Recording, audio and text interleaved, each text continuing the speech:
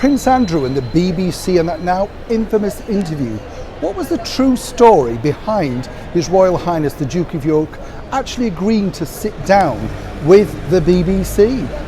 Hi, good morning, Neil Sean here in the heart of London. Behind me is now the very, very famous BBC building, which opened in 1932. And it's really here that is, well, steeped not just in royal history, but broadcasting history. Everything that you've ever heard has come from these original buildings. And what's fabulous about this is when you look back at the old big BBC microphones and the famous people that have sat behind them, every imaginable person that you can think of has walked through those doors, including the likes of Marlene Dietrich, Tallulah Bankhead, all the big names like Clark Gable, Charles Lawton. I love all those old Hollywood stars, and the thought of them just pulling up outside this door in a very splendid limousine really does evoke a wonderful time. And even though times have changed, the building remains one of those must-see items if you come to London as a tourist. But back to your royal story today. Well, as we know, Prince Andrew famously sat down with the BBC for that interview alongside the journalist Emily Maitlis. But new news has emerged as to why the BBC was so keen to get him to sit down. Now, I'm sure we'll all agree on this particular matter, that His Royal Highness the Duke of York was, well, rather ill-advised. Now, a lot of insiders tell me that the Duke himself was very keen to do the sit down. He wanted to be open and transparent. But what really happened was he didn't take very good counsel, simply because one would have thought that the Duke may, of course, have asked to see the final edit, the tapes, perhaps had more control over the output. Now, a lot of people, of course, praised the journalist Emily Maitlis, saying she did a splendid job.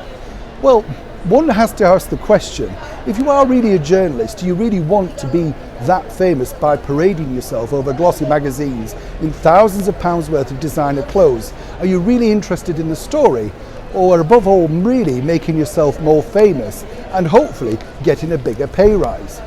Emily recently received a pay rise from the BBC and picked up an award. In fact, she's now paid over £360,000 a year to read an auto cue every night on the BBC.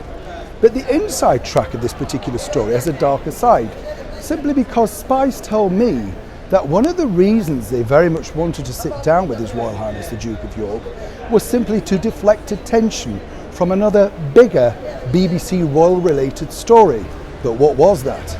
The story emerged, as we now know, that basically the BBC had been, well, once again in the dark with particular information regarding the late Princess Diana, and that now infamous interview with the BBC journalist, disgraced Martin Bashir.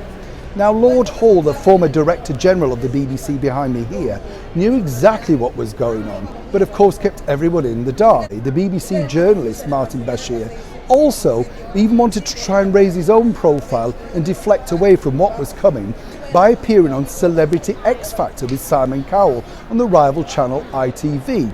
Well, what has all this got to do with Prince Andrew, I can hear you say?